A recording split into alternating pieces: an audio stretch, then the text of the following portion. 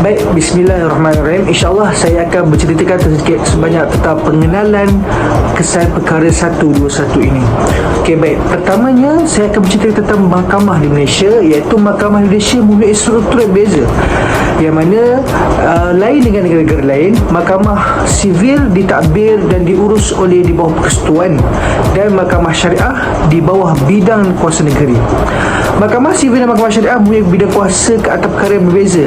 Contohnya, mahkamah sivil bertanggungjawab ke atas semua perkara yang tidak ditugaskan secara khusus kepada mahkamah syariah. Manakala mahkamah syariah bertanggungjawab ke atas perkara yang berkaitan dengan undang-undang Islam. Baik, yang keduanya, mahkamah sivil mempunyai beberapa hagian hierarki, iaitu antara hierarki yang ditetapkan oleh badan kehakiman, iaitu mahkamah magistri, mahkamah session, mahkamah tinggi, mahkamah dewan dan mahkamah persekutuan. Mahkamah sivil juga mempunyai beberapa bidang kuasa, seperti contoh bidang kuasa sivil dan bidang kuasa jenayah.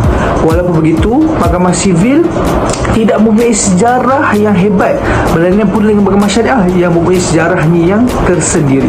Okey, baik, yang ketiga, pada tahun 1948 terdapat perubahan dalam perlembagaan Malaysia, yang mana berlaku konflik di antara mahkamah sivil dan mahkamah syariah, iaitu pada tahun 1988 Perlembagaan Malaysia yang memberikan kuasa lebih besar kepada mahkamah syariah. Kerana apa? Perubahan ini memberikan mahkamah syariah bidang kuasa yang lebih luas dalam perkara keluarga Islam, seperti perkahwinan, cerai, waris dan harta pusaka. Pada tahun 1993 pula, Mahkamah Tinggi Syariah ditubuhkan sebagai pengadilan tinggi untuk menyelesaikan perkara undang-undang Islam yang lebih kompleks dan penting. Okay, last, pertukaran ini menghalang mahkamah sivil untuk daripada menceroboh mahkamah syariah. Iaitu apa? Iaitu untuk menjaga sendiri mahkamah syariah daripada diganggu gugat daripada bidang kuasanya untuk memutuskan apa-apa kes yang berkenaan yang di bawah tuntutan mahkamah syariah sendiri. Wallahu a'lam. Bismillahirrahmanirrahim. Untuk saya seterusnya, saya akan menerangkan tentang konsep pilihan perkara 121 Perlembagaan Persekutuan terhadap bidang kuasa mahkamah syariah. Baiklah, yang pertama yang boleh kita lihat, mahkamah sivil tidak mematuhi prinsip penyalahgunaan proses mahkamah dalam menangani pertindihan permohonan dan perintah. Ini adalah kerana supaya tidak mengucapkan sistem pentadbiran keadilan di antara dua mahkamah tersebut. Seterusnya, supaya tidak menguntungkan satu pihak lain dengan melompat dari satu mahkamah ke mahkamah lain. Baiklah, yang keduanya, mahkamah sivil tidak boleh menggunakan kelebihan yang ada dari segi peruntukannya di bawah mahkamah tinggi untuk mengadili kes mahkamah syariah. Ini adalah kerana mahkamah tetap mengambil kira kedudukan istimewa agama Islam di dalam sistem peradilan. Hal ini kerana peruntukan di bawah mahkamah syariah masih lagi mematuhi perlembagaan persekutuan. Dan yang ketiga, konsep mahkamah sivil kita boleh bandingkan dengan tertubuhnya mahkamah lain di Malaysia. Hal ini kerana di Malaysia terdapat juga mahkamah tentera yang hanya mengadili kes-kes salah laku disebabkan proses tentera, dan sistem peradilan tidak seperti mahkamah sivil. Selain itu juga, kita dapat juga di negeri Sabah dan Sarawak, mereka diadili di bawah mahkamah adat negeri sekiranya mempunyai kes-kes pelanggaran adat seperti adat keagamaan, bukan salah dan perkahwinan. Dan yang terakhir, kadang-kadang juga tidak sepenuhnya akan diadili untuk undang-undang yang sama dengan orang dewasa, di mana mereka juga diadili di bawah mahkamah kanak-kanak. Kesan positif binaan perkara 121, yang pertama, memberikan kejelasan dan kepastian tentang bidang kuasa mahkamah dalam hal undang-undang, yakni mahkamah syariah dapat melaksanakan undang-undang Islam ni dengan jayanya tanpa ada campur tangan daripada mahkamah sivil. Yang kedua, memberikan kebebasan beragama kepada umat Islam, yakni apabila mahkamah syariah dapat melaksanakan undang-undang Islamnya, jadi umat Islam ni dapat melaksanakan syariah Islam ni dengan lebih meluas. Yang ketiga, membantu menggalakkan keharmonian dan persefahaman antara orang Islam dan bukan Islam. mahkamah syariah ni sebenarnya tidak bercampur aduk dengan urusan orang bukan Islam. Dia hanya fokus pada masalah undang-undang untuk kalangan orang-orang Islam. Jadi ini tidak perlu dijadikan isu kerana mahkamah syariah ni untuk orang Islam dan mahkamah sivil untuk orang bukan Islam. Jadi kita dapat memenuhi aspek yang menggalakkan negara kita ni bersatu padu dan mementingkan perpaduan. Yang ketiga, yang keempat, dapat mengurangkan pencanggahan antara keputusan mahkamah syariah dan mahkamah tinggi.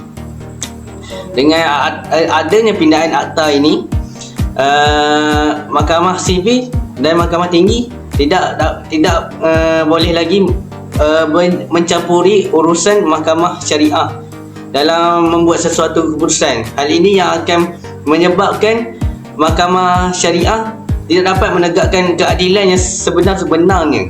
Yang kelima, memberikan pokok nilai tambah kepada mahkamah syariah dalam mengemaskinkan lagi sistem mahkamahnya. Dengan ini, sebagai contohnya dalam urusan tanah, kita dapat lihat banyak ni masalah umat Islam ni tentang dalam pembagian harta dan pewarisan tanah ni. Jadi dengan itu mahkamah syariah ni dapat berusaha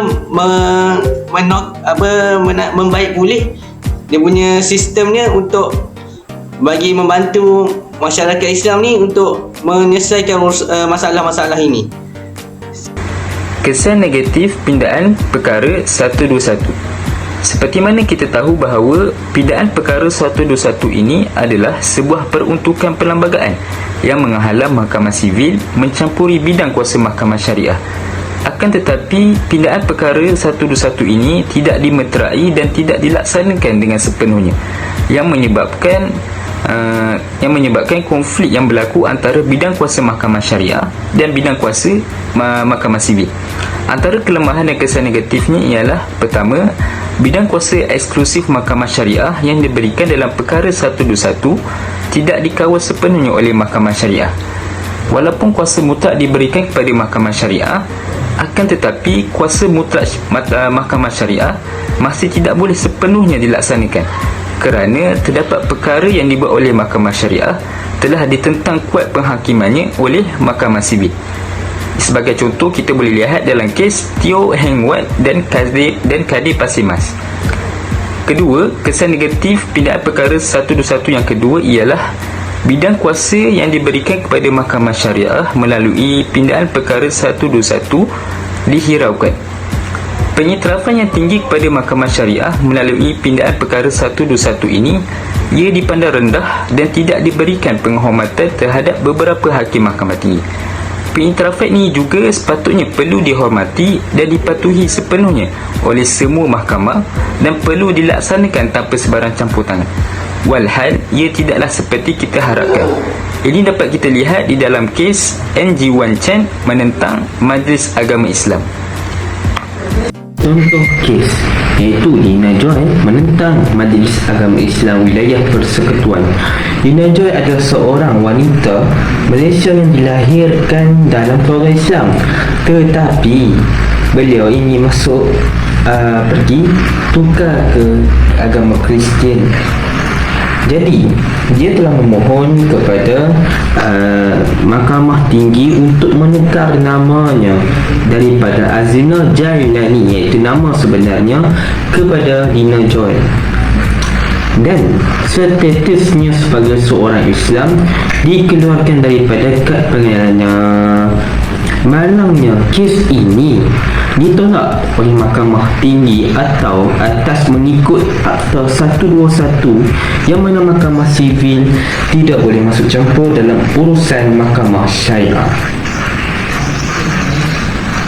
Ulasan yang boleh saya simpulkan di sini bahawa seperti kes yang telah saya kemukakan tadi, bahawa Majlis Agama Islam mempunyai hak keistimewaan dalam akta ini dan Mahkamah Sivil tidak boleh masuk campur hal bidang Mahkamah Syariah ini. Jadi Daripada akta ini dapat memberi kesejahteraan kepada umat Islam dalam membentuk satu keluarga yang harmoni dalam agama Islam yang suci ini. Akta ini juga dapat merealisasikan hukum atau undang-undang agama Islam yang harus dilaksanakan dengan baik oleh mahkamah syariah tanpa campur tangan pihak luar. Tetapi walaupun akta ini mempunyai kesan positif yang banyak, tetapi tetap ada kesan negatif yang perlu diperbaiki kerana ada kekeliruan dan kecelaruan dalam bidang urusan mahkamah sivil dan mahkamah syariah bagi menunjukkan undang-undang di negara ini berada dalam kedudukan sistematik. Okey, baik, untuk penutupnya, yang pertamanya, tak nak perkara 121 ini tidak disebutkan telah melindungi mahkamah syariah, iaitu kesimpulannya perkara 121 ini telah melindungi mahkamah syariah daripada diganggu gugat oleh mahkamah sivil untuk berfungsi sebagai mahkamah syariah dalam bidang-bidang kuasa tertentu. Yang kedua, mahkamah syariah berfungsi untuk pengadilan Islam.